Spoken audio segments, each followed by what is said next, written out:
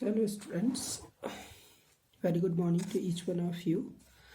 In the previous lesson जैसे कि हमने देखा था रिवॉल्ट ऑफ 1857 में कि उस टाइम पे जब हमारे ब्रिटिशर्स हमारे इंडिया पे आए थे या हमारे इंडिया में आए तो वो एक as a businessman as a traders आए थे, बट उन्होंने धीरे धीरे यहाँ पर किस तरह से पॉलिटिकल पावर को अपने अप्रोच में लिया और किस तरह से हम लोगों को जो छोटे छोटे रोज़गार थे वहाँ पर फैक्ट्रीज वगैरह लगाए तो छोटे छोटे रोज़गार ख़त्म हो गए थे और फिर हम लोग उनके लिए काम करने के लिए मजबूर हो गए थे. ठीक है. Now in this lesson we are going to study that what is the education level in the British time या ब्रिटिश रूल की अगर हम बात करें. जब अंग्रेज़ों का यहाँ शासन हो गया, उन्होंने हमारे पूरे इंडिया पे कब्जा कर लिया, तो उसके बाद हम ये देखेंगे कि एजुकेशन का जो कैसा स्टैंडर्ड था, कितना लेवल था उस टाइम पे. ठीक है. So now in the first line we are going to study that what is the education standard. ठीक है. What is the main source for education on that time and what will be the change. ठीक है. what the changes occurred in that time into the education field. So now देख रहे, I can say just education pre British time. अगर हम British time की बात करते हैं तो education time की हम बात करने वाले हैं. जैसे कि हम बात कर रहे हैं पाठशाला and मदरसास were the traditional center for the education in India before the advent of Western education in the country. Education was aimed the conservation of existing customs. Memorizing the text formed the basis of such system of education where there was a special focus on the reading, writing and arithmetic. ठीक है.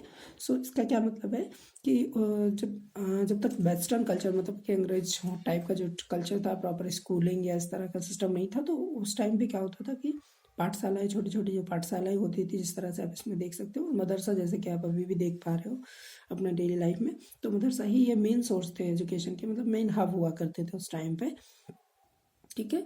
और इससे में पढ़ाया क्या जाता था आपको, मेनली जो उस टाइम के कस्टम्स मतलब रीति रिवाज जो होते थे वो पढ़ाए जाते थे कि कैसे किस रीति रिवाज को निभाना चाहिए यार, क्या आपके फ़र्ज़ होते हैं, घर को कैसे चलाना है वगैरह वगैरह, ये सारी चीज़ें सिखाई जाती थी. ठीक है. और मेमोराइज करना टेक्स्ट, मतलब कि जो भी पुरानी किताबें हैं, जैसे कि हम वेदों पुराणों की बात करें या उपनिषदों की बात करें, तो उन सारी चीज़ों में जो टेक्स्ट मतलब टेक्स्ट के फॉर्म में जो लिखी हुई किताबें होती हैं उनको मेमोराइज करवाया जाता था, उनको याद कराया जाता था, उनको समझाया जाता था कि उन्हें अच्छा. इसलिए इधर समझने की बात ये है, basis of this system of education where there was a special focus on reading. इसमें ज़्यादातर जो फोकस रहता था वो इस बात पर रहता था, रीडिंग मतलब कि पढ़ने पर ज़्यादा फोकस रहता था. ठीक है. राइटिंग मतलब कि राइटिंग करने पर ज़्यादा फोकस होता है, एंड एरिथमेटिक और आपकी मैथ से रिलेटेड जो भी चीज़ें होती थी उसमें काफ़ी ज़्यादा फोकस होता था. Hindu reasons and philosophy, logic and law were taught in Sanskrit schools while the Persian schools official purpose. ठीक है. तो क्या मतलब है कि जो हमारे गुरुकुल हुआ करते थे या जिन्हें आप पाठशालाएं बोल रहे हैं, वहाँ पर मेनली जो हमने पहले ही आपको बताया है कि यहाँ पर जो लॉजिक्स हुआ करते थे, हमारे जो सब्जेक्ट हुआ करते, फिलॉसफी जैसे आप बोल रहे हो, ठीक है, नीति शास्त्र वगैरह हो गए, ये हमें सिखाए जाते थे उस टाइम पे. अच्छा, उस टाइम पे ऐसा नहीं था कि जो आज टाइम पे आप सब्जेक्ट पढ़ रहे हो, ठीक है, तो वही पढ़ाए जाते थे, नहीं. उस टाइम पे भी आप पॉलिटिकल साइंस पढ़ते थे, उस टाइम पे भी आप बायोलॉजी पढ़ते थे, उस टाइम पे भी आप ज्योग्राफी, सिविक्स ये भी पढ़ते थे, नीति, ठीक है, ये सारी चीज़ें पढ़ते थे. लेकिन उस टाइम पे जो आप अभी देख पा रहे होगे इतने उसमें नहीं था, स्टैंडर्ड फॉर्म में नहीं था. उस टाइम पे भी कुछ जो होता था वो टेक्स्ट को मेमोराइज करना होता था, और कुछ जो होते थे वो वहाँ के जो आचार्य हुआ करते थे वो समझा दिया करते थे. ठीक.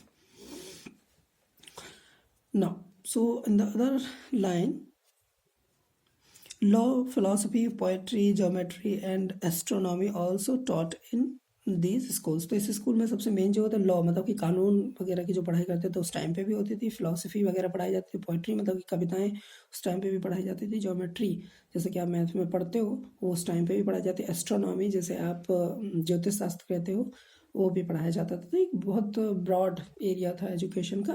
मतलब ओवरऑल आप यू कैन से कि आज आपके अगर 8 या 10 सब्जेक्ट होते हैं तो उस टाइम पे भी 8 या 10 सब्जेक्ट पढ़ाए जाते थे, मोर देन दैट, इससे भी ज़्यादा पढ़ाए जाते थे, ताकि उस टाइम पे भी बच्चों को इसलिए तैयार किया जाता था कि उन्हें कोई ज़्यादा टाइम ना लगे इस चीज़ में.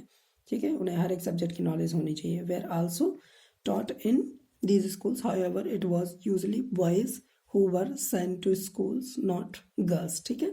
तो वहाँ पर बॉयज़ को स्कूल भेजा जाता था लेकिन गर्ल्स को स्कूल नहीं भेजा जाता था। उस टाइम पे पर्पज़ ये था, जहाँ तक हमें हिस्ट्री में नहीं देखने को मिलता है, तो वो एक मेन पर्पज़ ये होता था कि गर्ल्स को ज़्यादातर जो अच्छे परिवार के लोग होते थे तो वो घर पे ही टीचर को बुलाते थे, जैसे आप होम ट्यूशन के नाम से भी कह सकते हो आज के टाइम पे। तो उस टाइम पे गर्ल्स की एजुकेशन इस तरह से चलती थी, ठीक है।